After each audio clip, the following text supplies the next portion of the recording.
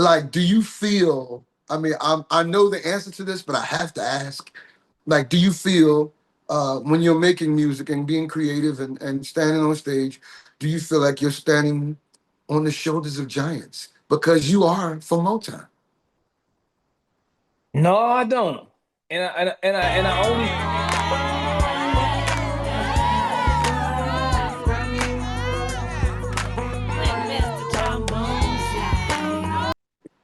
Welcome back to another episode, you guys, of Backstage with Jeff Bradshaw.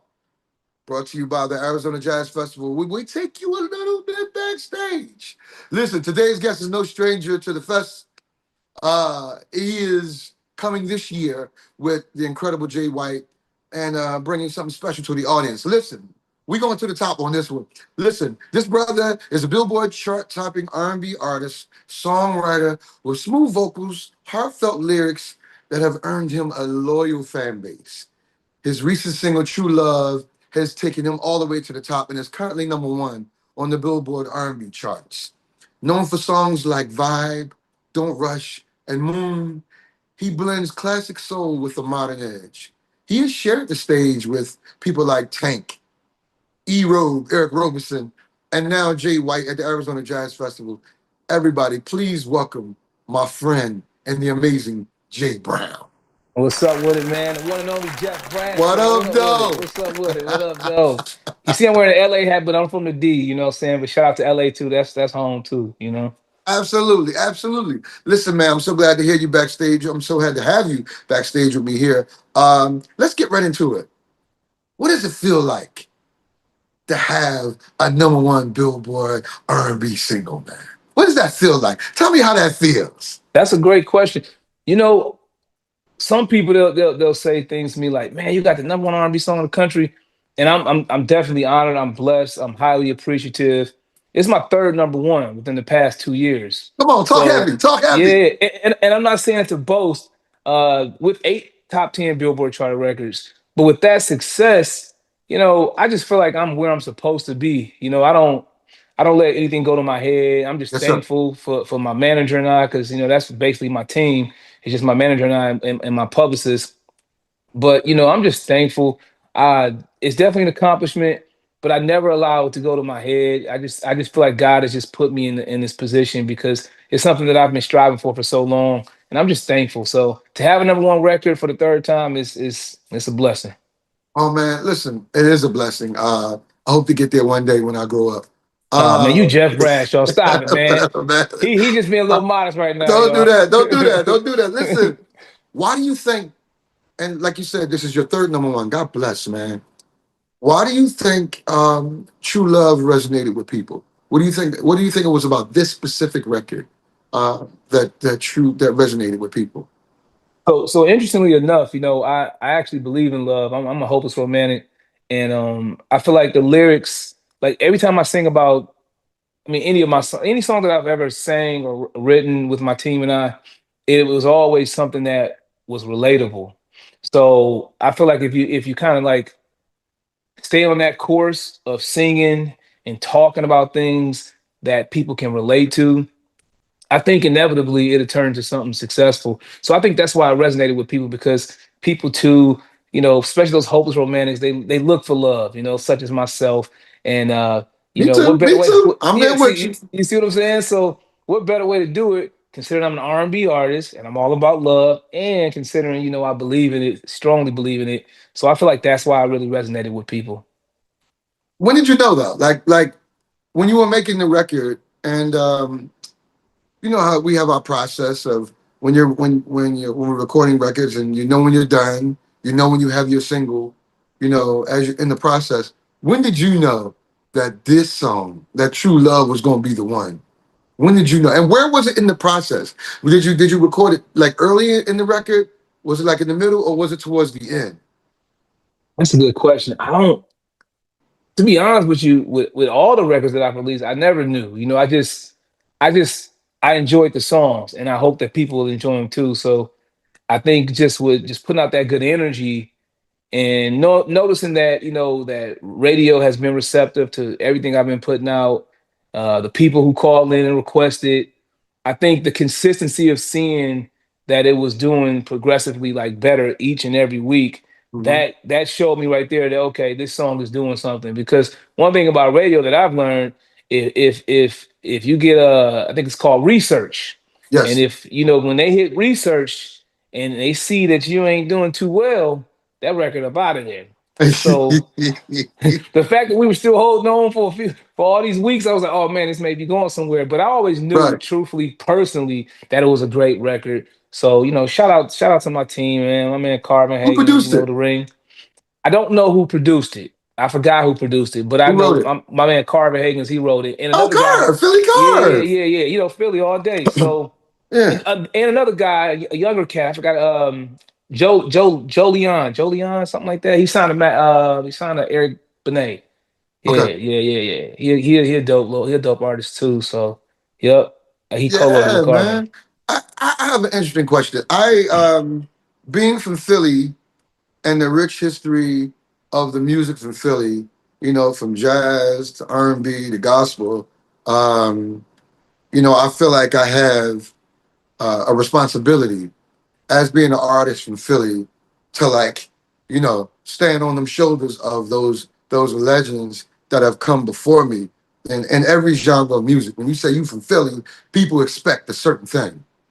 Facts. Jay Brown, Jay Brown is from Motown.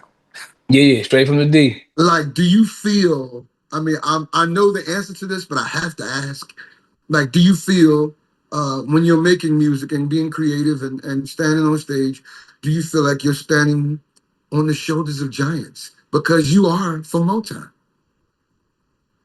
No, I don't. And I only say that. I only say that because Detroit is going to forever be Detroit.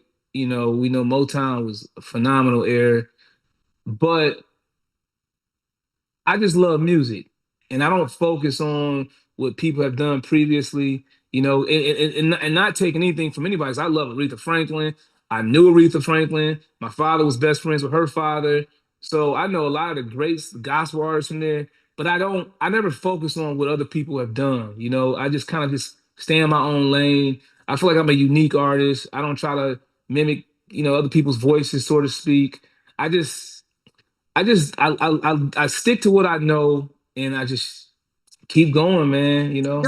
I guess in my question, I mean, like, do you feel a sense of like I'm from the D? I know what y'all have gotten. I know the Clark sisters and this and that and Oh all of yeah, that shout out from to the Clark behind me and sisters. the Motown and Kim and like all I get it. Yeah. But I'm saying, I know you wear that Detroit jacket like with a sense of pride. Like I'm into this music game. I love it. I'm in my own lane, but I do rep the D, and I'm proud to be from here. And like rock with me because I am from the D. Yes. Well, undoubtedly, I'm from Detroit, and I'm always going. I love my city, Okay. but I've never had that mentality. A lot of Detroiters do. Oh. I'm Okay. being 100 with you.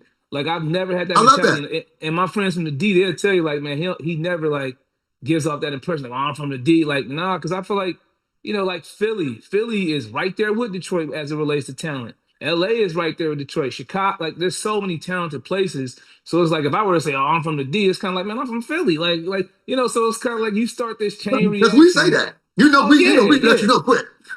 quick. But see, me, there are some artists from Detroit who act like that, but me, I'm not like that, man. Gotcha. I'm in it for the music, and I'm just grateful to be in the position that I'm in. Understood. Understood. Um, what got you into R&B? Why aren't you a gospel artist?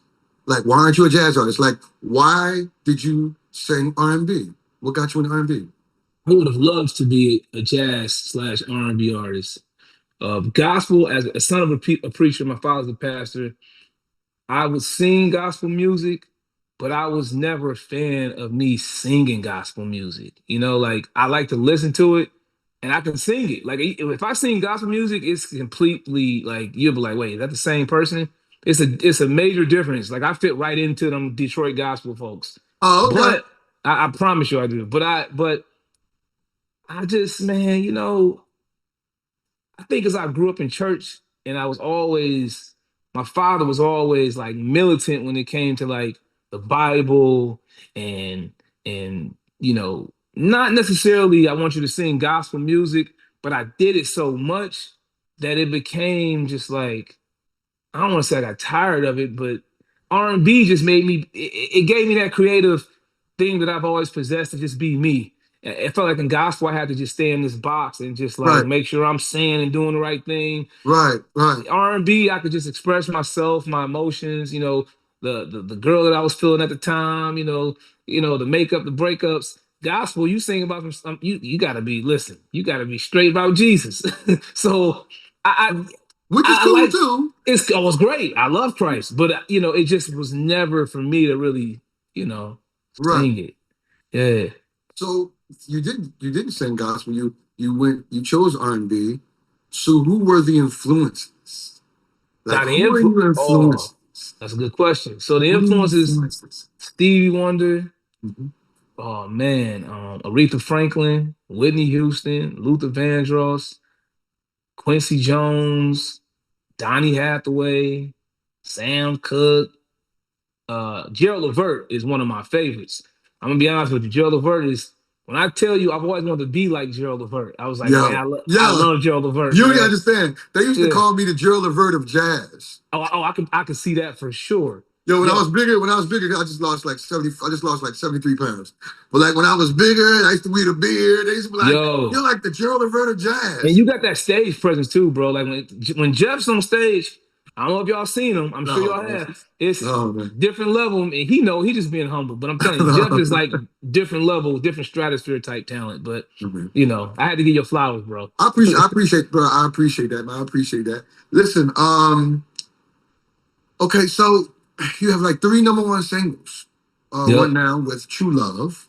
Um, how do you stay motivated? Like, how do you stay motivated to write another one? Like, how do you keep growing?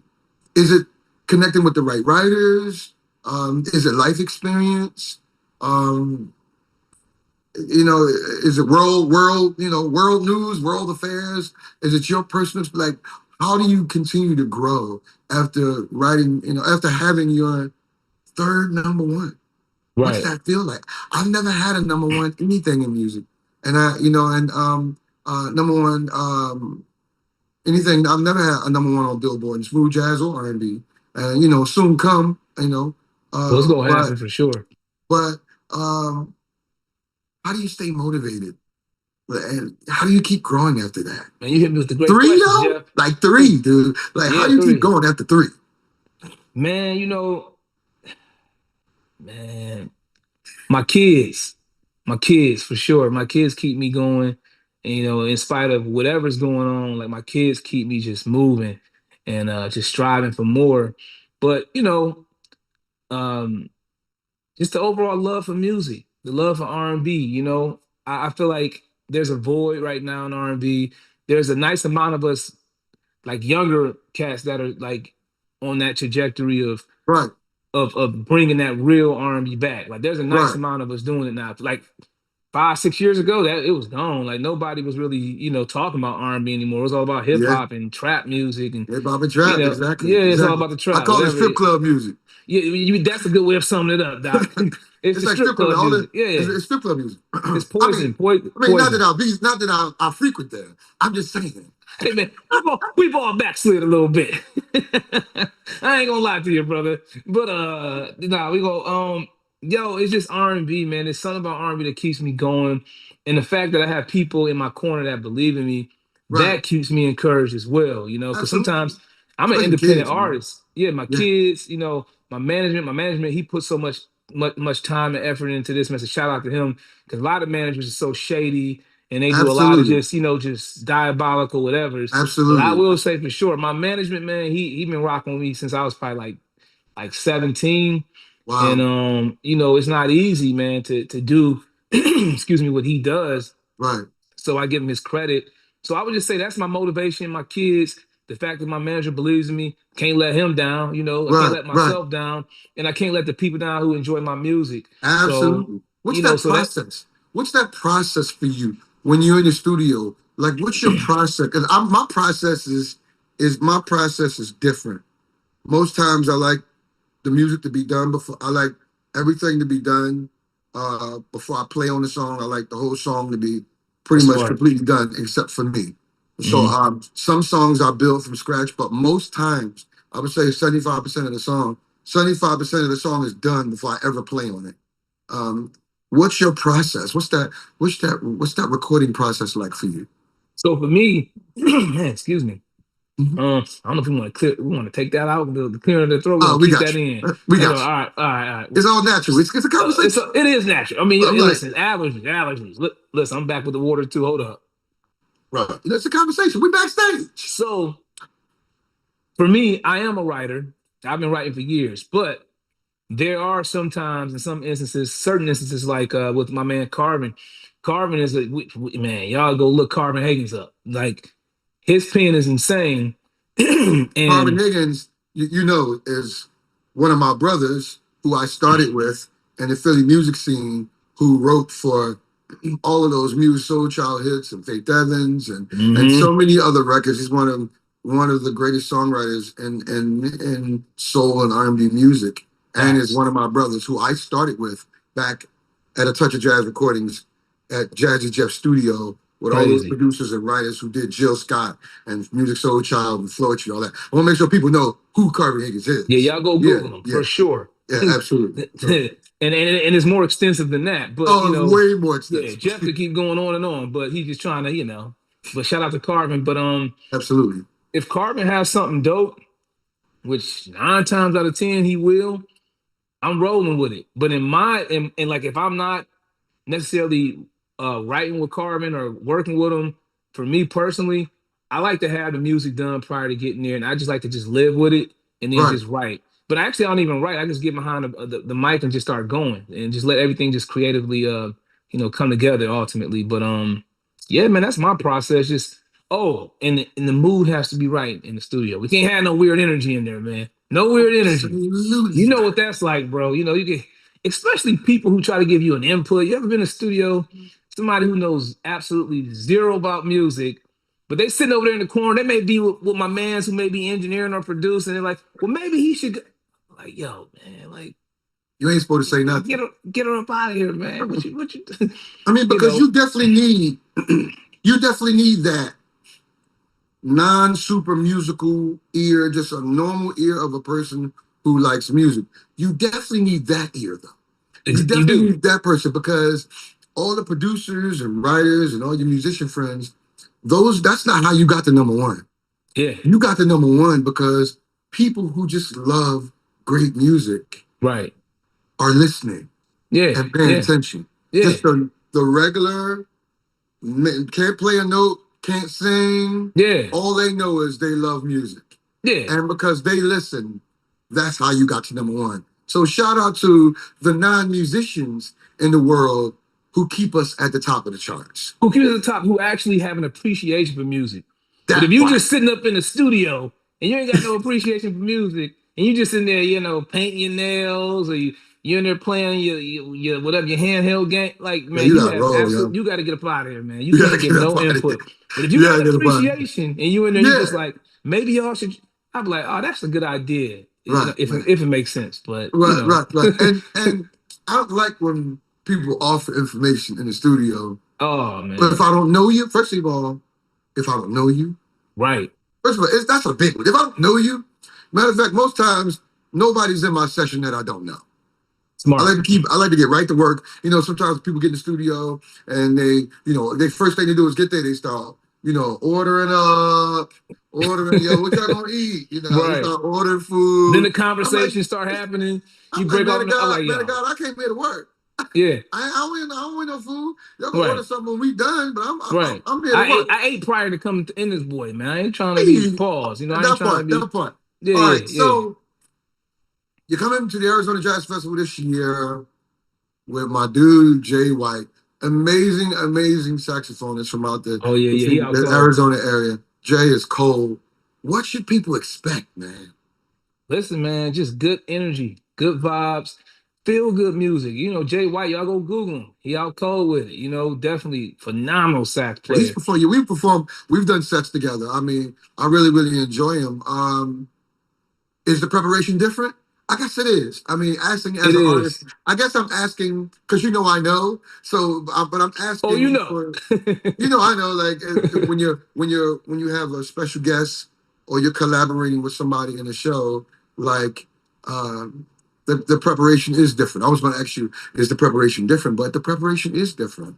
It's The definitely different. collaboration is different. I feel like it's a lot of fun. It's a lot more fun too because you It get to is. collab with you get to collab with a sax player. That's incredible. That's dope. Like Jay, and I'm really looking forward to seeing that, man.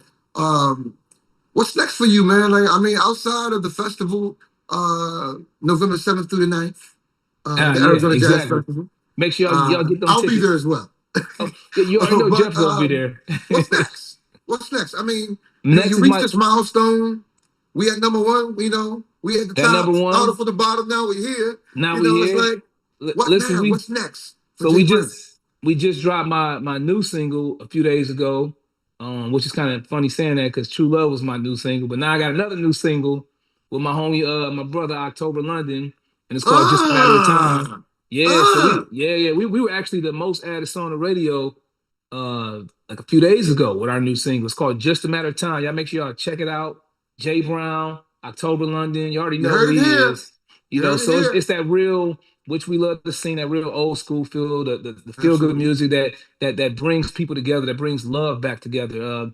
So that's what's next right now. A lot of shows, touring, and just staying consistent, man. That's it, man. For those who aren't familiar with Jay Brown, I want y'all to check me out on Instagram. That's Jay Brown Music Only, the letter J, my last name Brown, Music Only. You can DM me, follow me. I follow back. If you're an aspiring artist, send me your music. I will download it. I will stream it. I will support you. I'll even Man, post it up in my story just so people can know about your existence. That's how I get down. absolutely. I feel like as an independent artist, that's my duty because I don't have a machine behind me, so to speak. So it's kind of like that word of mouth is everything. So if people do it for me, why wouldn't I do it for someone else? So Absolutely. yeah, yep. Absolutely. Ladies and gentlemen, put your hands together for the amazing Jay Brown. Number one Thank you, stunner. man. Number one stunner. Yes, sir. And Number put your hands one. together for Jeff Bradshaw. Let's give Oh, it up come for on, him. Let's man. give it up for him. Come on, come on, come on. You Listen, gotta clap, yo. You gotta clap, bro. Come on, I'll give you your flowers, I'm clapping man. for myself now. I'm my You biggest got to, fan. bro. You got I'm my to. biggest fan.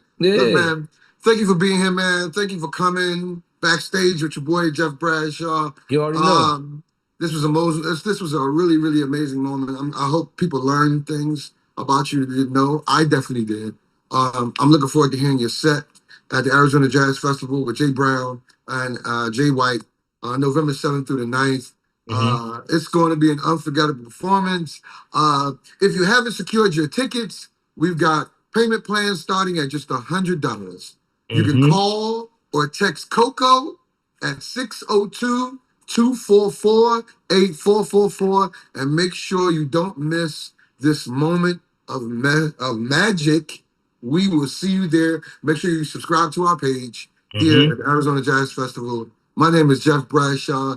That is the number one stunner, the number one R&B artist on Billboard. Jay Brown will be at the Arizona Jazz Festival, and Yes. that is a wrap. We out. Appreciate We you, bro. out. We out. We out. Thank you.